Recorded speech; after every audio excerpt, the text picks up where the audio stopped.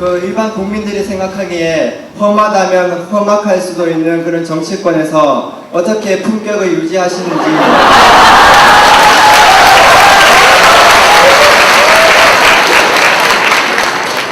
그 방법을 배우고 싶고 또 그 개인적인 질문으로 아직 미혼이신 것으로 알고 있는데 결혼은 언제쯤에 하실 생각입니까?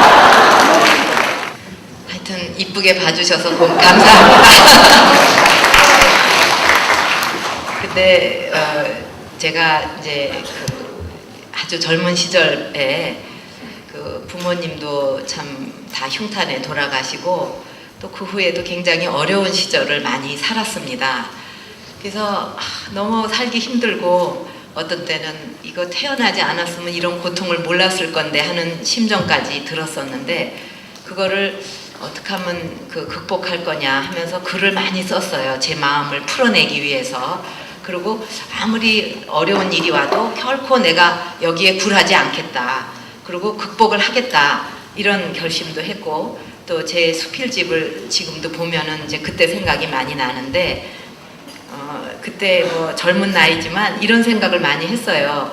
뭐 이런 배신도 많이 보고 또 굉장히 어려운 걸 겪으면서 그냥 세상의 모든 게 다 물거품 같이 느껴졌어요. 이것도 가치가 없고 이것도 변하고 사람 마음도 이렇게 변하고 뭐 이렇게 모두 다 줄 것 같이 했는데 또 그게 아니고 그러면 이 세상에 가치 있는 게 뭐가 있냐 아무것도 없다는 생각이 들면서 그런데 거기서 그러나 이거 하나는 끝까지 지켜야 된다 하는 게 딱 떠오르는데 그거는 바른 마음 갖고 바르게 사는 거 하나가 세상 사는데 가장 중요한 거다 하는 그 마음이 들었어요. 그래서 그런 데서 계속 떼끼면서 그때는 너무 고통스러웠는데 정치권에 들어와서 정말 학생 말씀대로 참 험악한 일도 많습니다. 거기에는 그래도 지금 돌이켜 생각해 보면 그때 여러 가지로 겪으면서 제가 노력하고 또 마음을 다스리고 했던 일들이 지금은 좀 고맙다는 생각이 듭니다. 이 답이 됐는지 모르겠어요. 그리고 미혼이 아직 아니냐, 미혼이 아니냐 하는 얘기를 들으니까 제가 굉장히 젊어진 것 같아요. 근데 지금은 결혼을 먼저 하겠다 하는 그런 계획이 없습니다. 박근혜 대표님께서 20대 때 가장 하셨던 일 중에서 가장 기억에 남는 일하고요. 그 다음에 다시 20대로 돌아가신다면 이 일은 꼭 하고 싶다. 이런 일 한번 들어보고 싶습니다. 저의 20대는 사실 우리 학생 여러분의 기준으로 보면 좀 재미가 없었다고 볼 수가 있어요. 왜냐하면 20대 들어오자마자 얼마 안 돼서 어머니가 돌아가셨어요. 그래서 아버지는 혼자 계시고 그러니까 자연히 뭐 여러 가지 환경이 제가 그냥 내 인생을 살겠다 이렇게 할 수가 없었습니다. 어떻게든지 어머니가 남기고 가신 큰 자리를 메꿔야 되고 또 하신 일을 다 이어서 해야 되고 하는 그런 책임감이 굉장히 무겁게 밀려와서 사실은 어머니 돌아가신 게 엄청난 충격이고 슬픔인데 어느 순간부터는 슬퍼할 시간도 없을 정도였어요. 책임 때문에. 그래서 거의 20대는 제일 기억에 남는다 그러면 어머니 빈자리를 메꾸면서 그 책임을 다하기 위해서 열심히 일했던 거 그게 기억에 남고 다시 20대로 돌아가면 뭐를 하고 싶으냐 정말 20대가 할 수 있는 거를 하고 싶죠. 옷차림도 굉장히 자유롭게 입고 또 저는 미팅도 한 번도 해본 적이 없어요. 미팅도 해보고 또 여러분 요즘 학생들이 잘 가는 그런 장소에도 놀러 가고 그리고 또 지금 이렇게 세월이 지나고 나니까 이 사회에 이렇게 딱 들어오니까 이렇게 뭘 막 자기가 열중해서 그 공부를 하고 그러는 시간이 점점 없어지더라고요. 그래서 그만큼 더 많이 배우고 더 많이 알았다면 지금 사회에 나와서 더 많이 봉사할 수도 있고 더 일을 잘할 수도 있지 않겠느냐.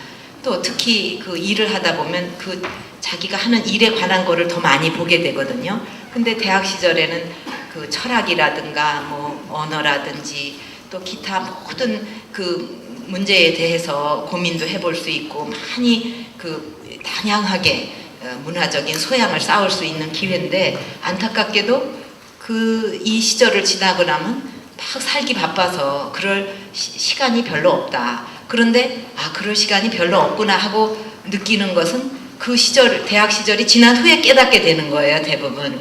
제가 여러분들한테 아주 중요한 비밀을 알려드렸으니까 20대 이 시절에 아주 충분히 이 시간을 활용하십시오. 나중에 결코 후회하지 않으실 거예요.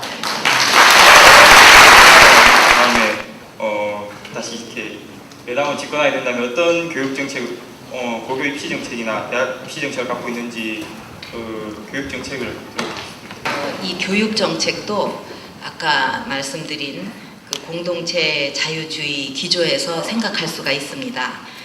우리 교육에 왜 이렇게 문제가 많냐? 우리는 크게 세 가지 문제가 있다고 생각합니다. 하나는 관치.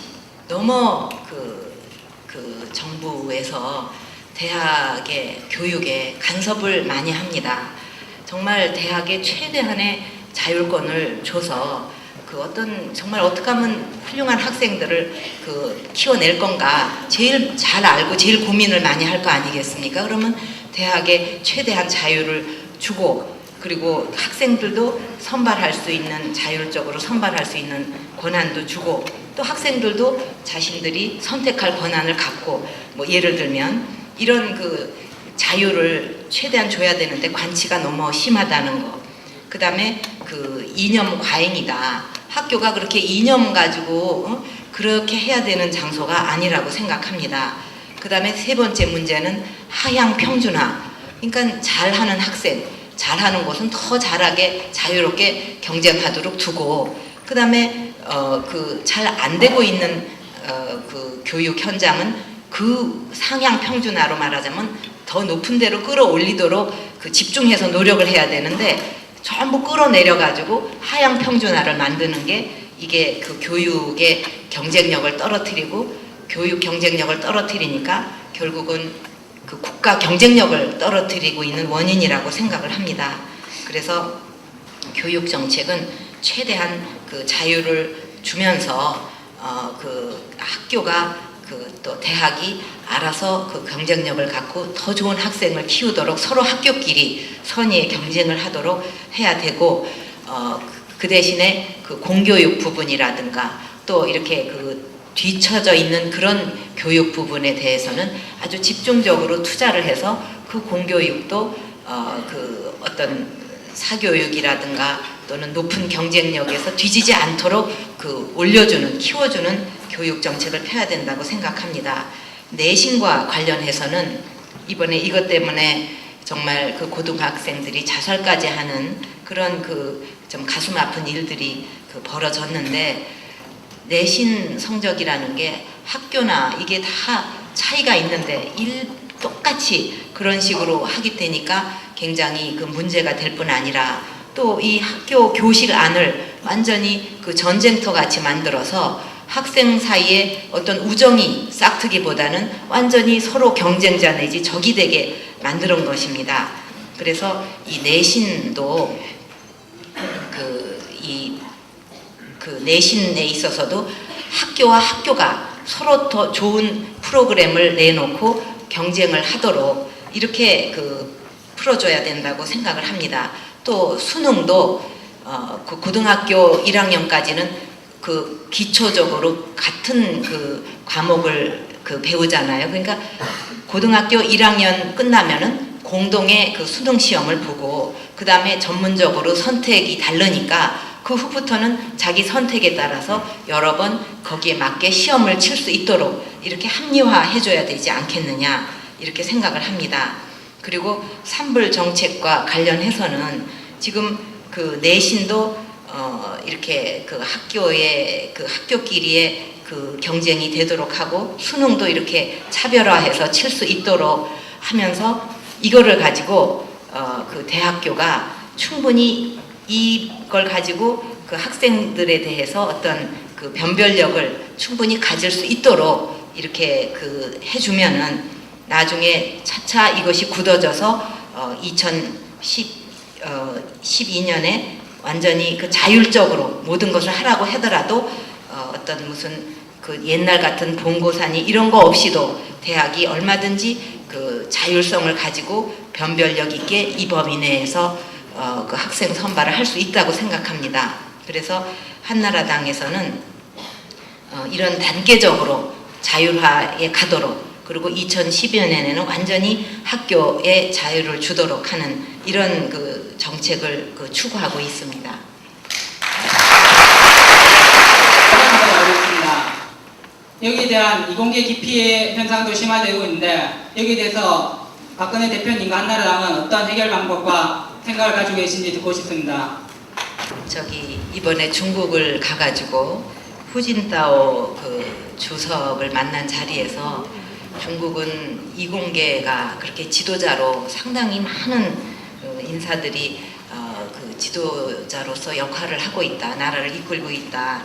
어떻게 그것이 가능한가 이제 그런 질문을 했더니 그분 이야기가 과학기술이 국가 발전을 시키는데 굉장히 중요하다 해가지고 60년대부터 아주 그쪽에 집중적으로 키웠다고 그럽니다. 그래서 그 세대들이 전부 올라와가지고 지금 지도자로서 역할을 하고 있다 이런 얘기고 또 그런 이공계 출신들이 정말 국가를 이끌어가는 중요한 역할들을 하고 있으니까 그 정말 그 과학 이공계에 모두 많이 가려고 그러고 그 공부를 열심히 그런 쪽으로 하려고 하는 그런 그 성향이 중국은 상당히 강하다고 느껴졌습니다. 결국은 이공계를 잘 키워야 또 그 과학 기술 발전도 결국은 사람이 하는 거니까 인재가 하는 거니까 말로만 뭐 과학 기술로 우리가 뭐 그 성장 동력을 키워야 되고 어쩌고 할 것이 아니라 이공계 인재들을 잘 키워야 된다고 생각을 할 때 결국은 어떻게 해야 되느냐 저는 사회적인 어떤 환경 조성이 우선 필요하다고 생각합니다. 그래서 이공계로서 어떤 사회에서 대우를 받고 보람을 느낄 수 있는 그런 그 어떤 환경 조성 그리고 예를 들면 지금 황우석 박사가 아주 정말 세계적인 그 일을 해내셨는데 이런 그 과학계의 스타가 이렇게 생긴다는 것은 정말 우리 청소년들에게 아주 좋은 자극이 된다고 생각합니다. 그래서 나도 과학계에서 뭔가 큰 일을 해보고 싶다 하는 동기를 강하게 부여할 수 있지 않겠는가 그런 생각이고 그 다음에 처우가 좋아야 된다고 생각합니다. 그래서 한나라당에서는 과학자들을 위한 그 연금 제도도 지금 도입하려고 하고 있는데 뭔가 나중에도 생활이 안정이 돼야 되고 또 우리나라에서는 과학 또는 기술자들은 처음에 시작은 비슷한데 점점 올라갈수록 과학 기술인들에게는 그 어떤 그 상급에 올라갈수록 별로 자리가 많이 주어지지를 않는 문제가 있습니다. 그래서 그 문제도 해결해야 된다. 그리고 우리 원천 기술 같은 것을 많이 개발을 해서 갖고 있어야 그 과학 기술이 발전을 하는데 과학 어떤 입국이 될 수가 있는데 역시 그것도 이공계를 잘 키워야 되지 않겠느냐. 그래서 이런 처우와 사회 환경, 어떤 사회적인 대우 이런 것이 굉장히 이공계를 살리는데 중요하지. 물론 뭐 장학금이나 여러 가지 다른 방법도 있지만 그것은 이런 것이 된 후의 일이라고 생각을 합니다. 오히려 사회적으로 그런 환경이 조성되고 처우도 그렇게 좋아진다고 한다면 아마 가지 말래도 장학금도 필요 없다 하고서 많은 우리 젊은이들이 이공계 과학기술인이 되기 위해서 자원을 할 거라고 생각합니다. 한나라당은 자유주의 정당이 아니다라고 이야기하셨습니다. 그분도 똑같이 자유주의를 이야기하고 오늘 오신 박근혜 대표님도 자유주의를 이야기하셨는데요. 두 분이 말씀하시는 자유주의 차이가 무엇인지 잘 알고 싶습니다.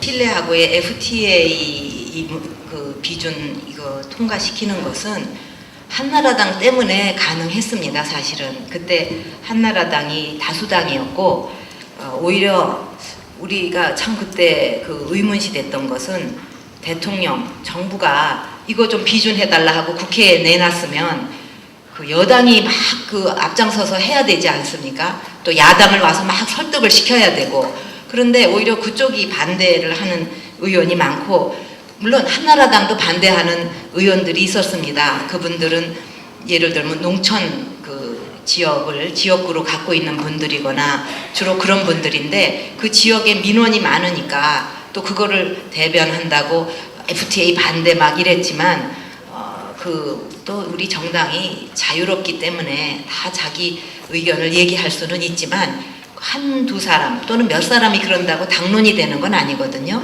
그래서 그때 참 이거 통과시키는데 어려움도 많았습니다. 그 농촌의 농업의 경쟁력을 충분히 그동안에 키워놓고 이런 비준을 해달라고 정부가 했었어야 되는데 그 정말 잃어버린 세월이라고 그것이 제대로 경쟁력을 농촌에 살리지도 못해놓고 이런 게 턱하게 오니까 농촌에서는 반대할 수밖에 없었는데 그러니까 당으로서는 참 여러 가지로 곤란한 점도 있었지만 우리나라 미래를 위해서 우리가 또 수출로 먹고 사는 나라고 또 이게 세계적인 추세인데 이런 거 자꾸 반대해 갖고는 나라의 장래가 없다 해서 그런 여러 가지 반대도 무릅쓰고 우리가 주도적으로 찬성을 해서 이 법을 통과시켰습니다. 그래서 그때 저도 그때 찬성했고요. 그래서 이거는 그분이 조금 잘못 아시고 말씀하신 것 같고 또 신문법 이거는 저도 가슴 아픈 일이에요. 근데 이 신문법은 우리가 지난번에 4대 악법이라고 해서 거기 뭐 신문법도 하나 있었는데 절대 반대다 이렇게 반대를 해왔는데 나중에 그 한나라당의 그 상임 그 문광위원회라는 상임위가 있습니다. 거기서 우리 의원들과 저쪽에 이거를 꼭 통과시키려는 의원들하고 오랫동안 이것 갖고 싸움을 했습니다. 절대 안 된다. 이거는 통과시켜야 된다. 저쪽은 다수당이기 때문에 숫자적으로는 얼마든지 밀어붙일 수가 있었습니다. 그래서 우리 쪽의 문광위원들이 이것 독소조항을 여러 개를 빼내고 마지막에 예를 들면 신문 그 점유율 문제라든가 이런 게 남아 있을 때 그거에 대해서는 더 이상 합의를 보지를 못했어요. 그래서 우리가 반대다. 그러나 표결하겠다는 말은 반대를 하더라도 합의를 해준 게 됩니다. 왜냐하면 저쪽이 숫자가 많으니까 자연히 통과될 거를 알고 우리가 반대하는 거니까. 근데 제 입장은 그 대표로서 제 입장은 그것도 반대해야 된다.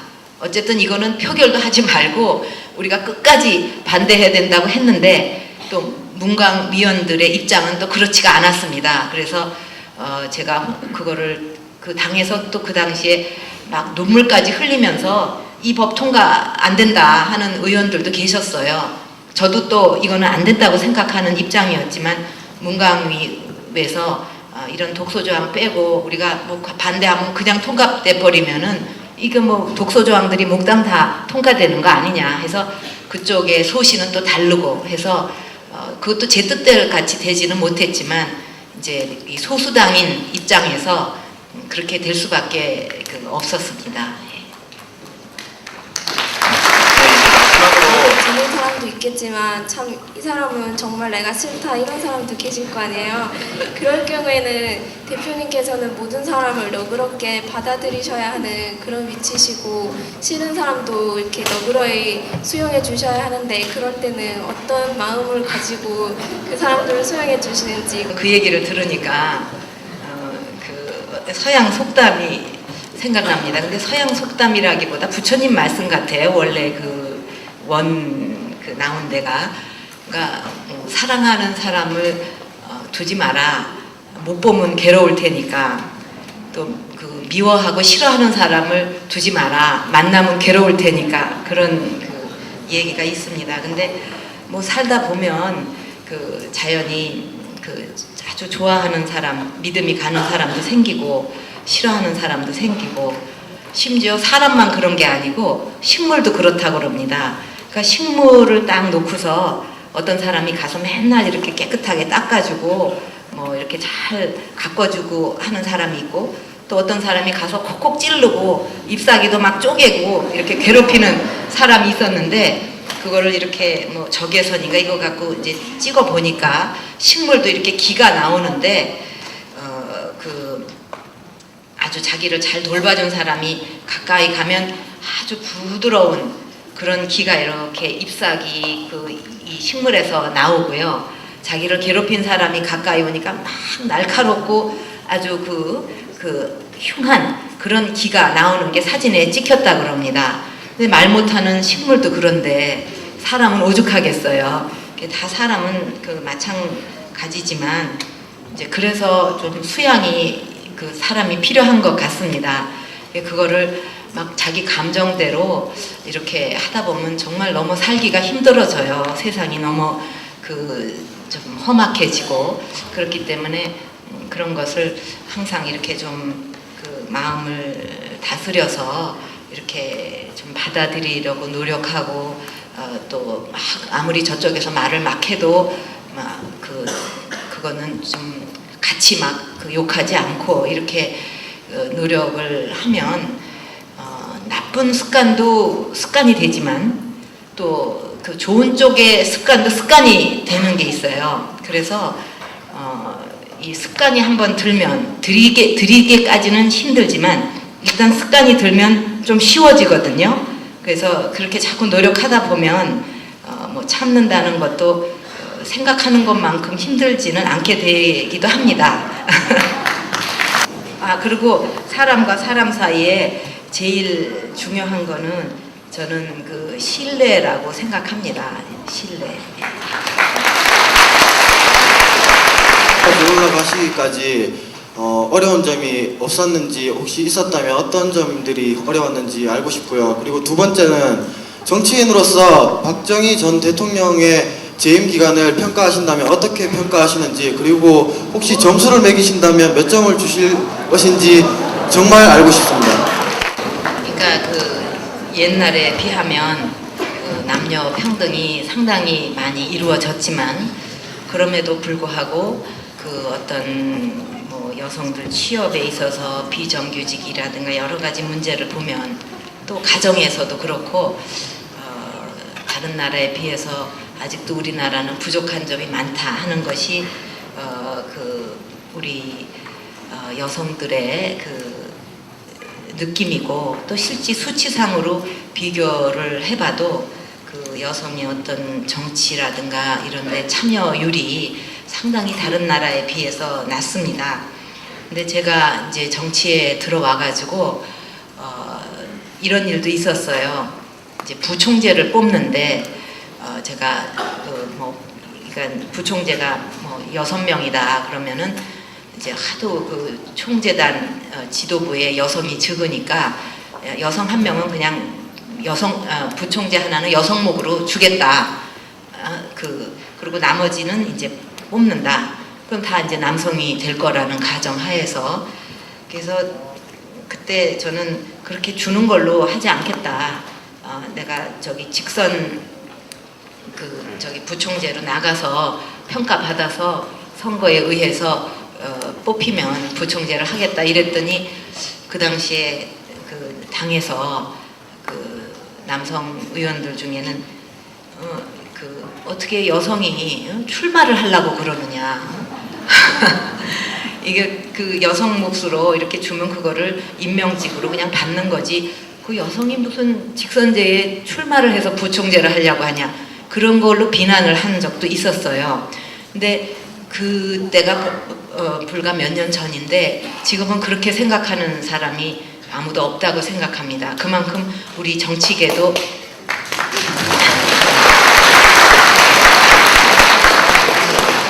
상당히 많이 변화가 됐고 그래서 지금은 이제 그런 상황이었기 때문에 그때는 어떤 편견이라든가 그런 게 있었는데 지금은 많이 좋아졌고 지금 우리 여성 의원님들도 여기 몇 분 계시지만 아마 뭐 남녀 차별로 일하기 힘들다 그렇게 생각은 안 하실 것 같아요. 그렇죠?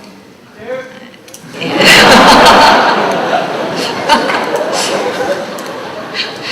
그래서 지금은 이제 남성이고 여성이고 간에 열심히 능력껏 소신을 갖고 하면 국가를 위해서 일을 잘 할 수가 있다. 그런 시대가 된 것 같습니다.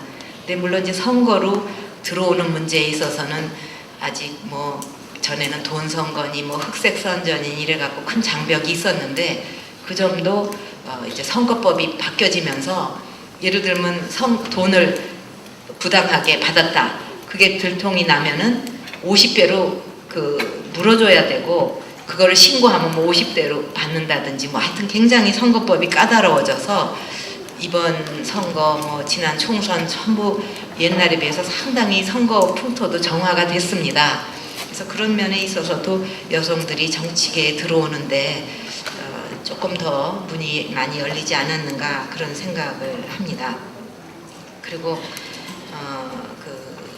박 대통령에 대해서 평가 저는 어느 시절이나 이제 장단점이 다 있고 잘한 부분이 있고 또 부족하거나 잘못된 부분이 있는데 저는 그 시절을 정치인으로서 긍정적으로 평가합니다. 그리고 그 시절에 우리가 한쪽으로는 자주 국방을 해야 되고 또 한쪽으로는 자립 경제로 참 배고픔을 벗어나서 어떤 산업화, 민족 중흥을 이뤄야 되고 이런 아주 벅찬 두 가지를 한꺼번에 했어야 되는 시절이었는데 물론 그렇게 해서 산업화를 이루고 지금 오늘날 그렇게 발전을 쭉 해와서 우리가 세계의 10위의 경제 대국으로 올라선 것도 물론 긍정적으로 평가하는 면이지만 제가 더 중요하게 생각하는 것은 국민들이 참 그때 모두 자신감을 잃고 있었거든요. 5천년의 가난을 물려받은 우리나라 우리는 해도 안 돼 그런 실이 자신감을 잃고 있었는데 그래도 우리도 하면 된다. 우리도 잘 살아볼 수 있다. 이런 어떤 동기부여가 돼가지고 정말 국민들이 미친 듯이 잘 살아보자고 노력을 했고 중동 사막 열사의 나라에 가서도 땀 뻘뻘 흘리면서 돈 벌어오고 정말 우리가 희생해서 다음 세대에는 결코 이 가난의 서름을 물려주지 말자는 이런 공감대가 형성이 돼서 노력한 그런 어떤 국민의 잠재력 에너지를 끌어내서 그것을 국가 발전으로 이렇게 연결할 수 있었던 거 그거는 정말 저는 간단한 일이 아니라고 생각을 합니다.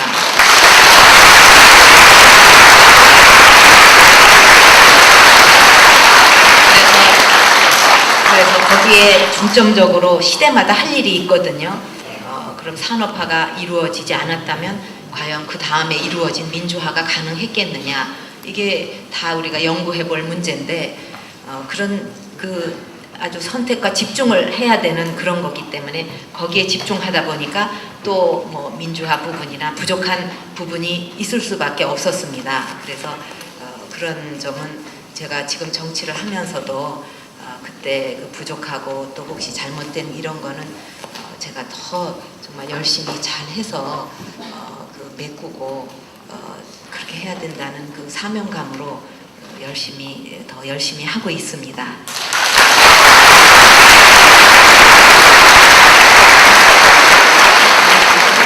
나중에 한나라당이 집권 여당이 됐을 때 우리나라 외교 문제를 풀어가는 그런 뚜렷한 기준을 마련하고 계신지 그리고 그런 외교 문제, 특히 동북아 문제에 대해서 청사진을 가지고 계신지 말씀을 듣고 싶습니다. 우리나라뿐 아니고 다른 나라도 다 그렇겠지만 특히 우리나라는 일본 또 중국 뭐 러시아도 그렇고 미국 이렇게 주변의 나라들하고 굉장히 많은 영향을 받는 그런 지정학적 위치에 있습니다.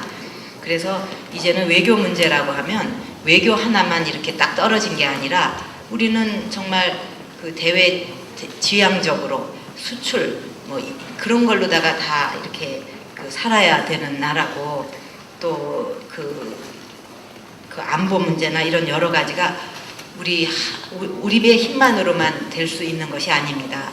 심지어 그 초강대국이라고 하는 미국조차도 그 어떤 안보 문제나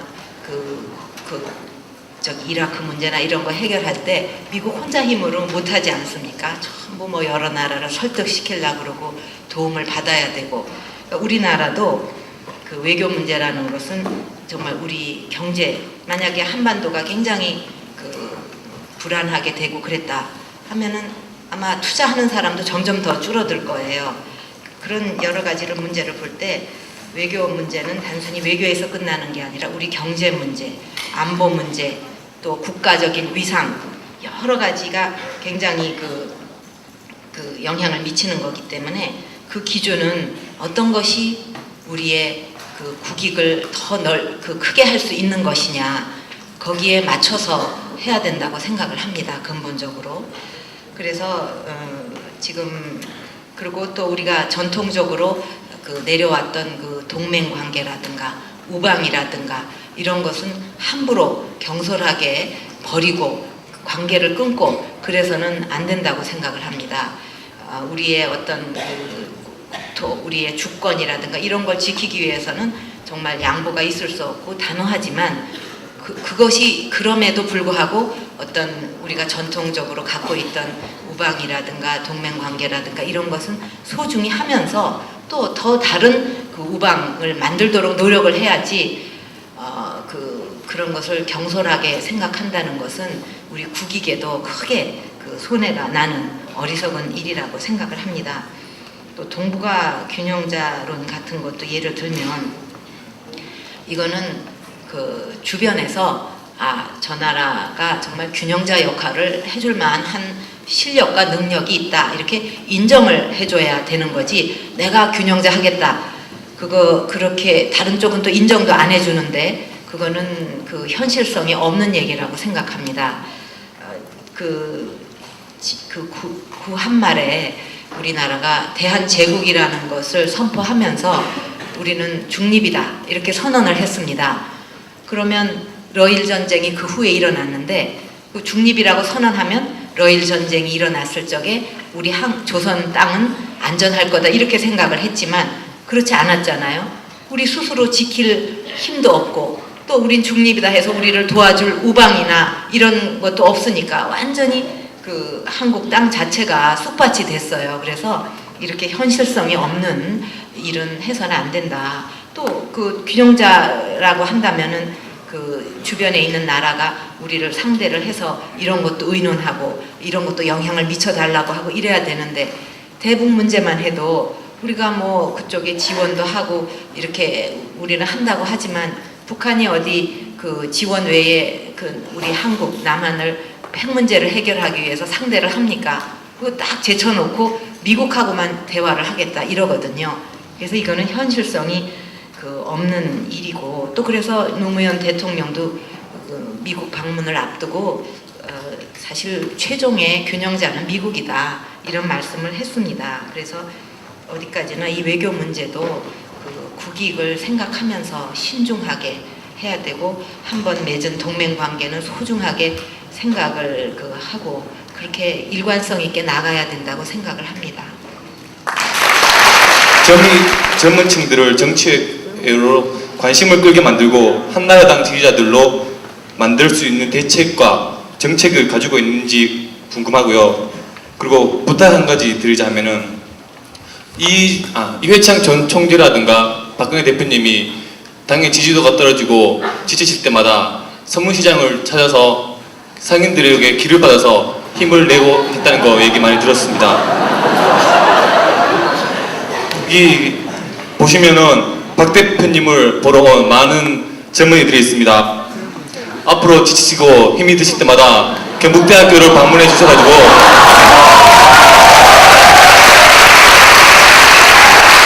이 젊은이들의 열기를 전달받아서 많은 힘내시기 부탁드립니다.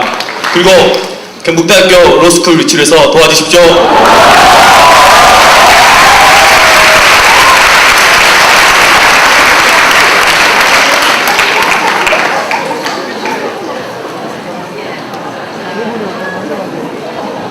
감사합니다. 우리 일촌 감사합니다. 역시 일촌이라 다르시네요. 근데 저는 우리 젊은이와 또 40대, 50대, 60대 이런 모든 세대를 다 볼 때 젊은이가 원하는 거 아주 다르고 또 50대가 원하는 거 아주 다르고 그렇게 생각하지 않습니다. 물론 그 세대에 따라서 차이는 물론 있겠지만은 근본적으로 우리 젊은이도 다 취직해야 되고 잘 살아야 되고 또 요즘 뭐 웰빙 그게 굉장히 큰 주제 아닙니까? 그렇게 잘 살고 또 가족이 있으니까 가족도 편안해야 되고 어디 외국에 나가면 우리도 어깨 피고 정말 다른 사람들이 잘 알아주는 그런 자랑스러운 조국에 살고 싶고 뭐 이런 여러 가지를 볼 때 국가 정치가 어떻게 해주면 좋겠다 하는 게 큰 차이가 난다고 생각은 하지 않습니다. 물론 어떤 세부적으로 들어가서 다른 점은 있다 하더라도 그래서 한나라당이 젊은 층을 끌어안기 위해서 어떤 노력을 해야 되냐 하면 어떤 기발한 젊은이를 위한 새로운 그것만을 한다고 해서 되는 것이 아니라 아까 제가 쭉 말씀드렸듯이 정책 정당, 디지털 정당 또 국민과의 약속을 잘 지키려고 노력하고 깨끗한 정당이 되고 또 이런 거를 함으로써 젊은이를 위한 것이든 또 노인을 위한 것이든 국민의 피부에 와닿는 좋은 정책들을 많이 내고 그거를 또 실천에 옮기고 그렇게 약속을 지키고 이렇게 해 나가는 것이 우리 젊은 층에게도 지지를 받는 기본적인 길이라고 생각을 합니다. 실제로 이제 전에는 한나라당이 젊은 층의 지지를 많이 못 받았는데 최근에는 어쨌든 우리가 많이 노력도 했지만 조금 변화가 있어요. 그래서 최근 여론조사를 보면 30대에서 조금이긴 하지만 한나라당이 상대 정당보다 앞섰습니다. 지지율에서. 또 20대에는 아직도 우리가 못 미치지만 다른 당하고의 격차가 상당히 줄었고요. 그래서 우리는 용기를 가지고 우리가 이렇게 열심히 정말 정도로 노력을 하면 젊은 층도 많이 젊은 층한테도 지지를 받을 수 있다. 이런 용기를 가지고 앞으로 더욱 이런 좋은 정책 또 어떤 상생의 정치 또 그런 노력을 해 나갈 것입니다. 또 우리 젊은 층이 바라는 것은 어떤 신선한 변화이기 때문에 오히려 우리가 이렇게 변화하는 모습을 부산히 보이면 그 변화하는 모습을 보고 아마 제일 먼저 지지하러 오는 층이 젊은 층이 아닐까 그런 기대도 합니다.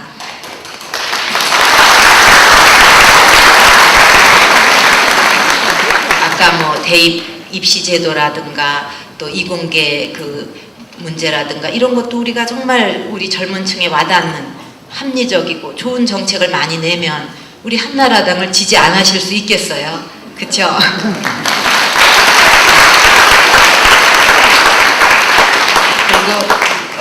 그리고 지지도가 떨어질 때마다 서문시장 방문했다는 거는 그건 사실이 아닙니다.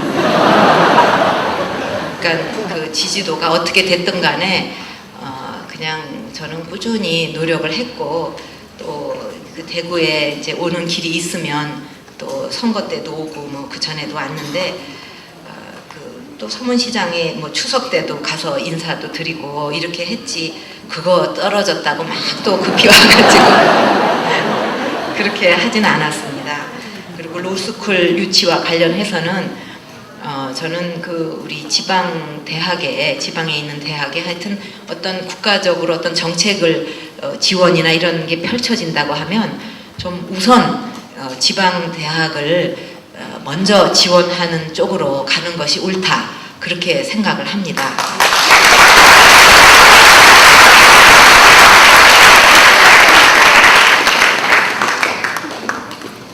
이상으로 질의응답 시간 모두 마치겠습니다. 아쉽더라도 양해 부탁드리겠습니다.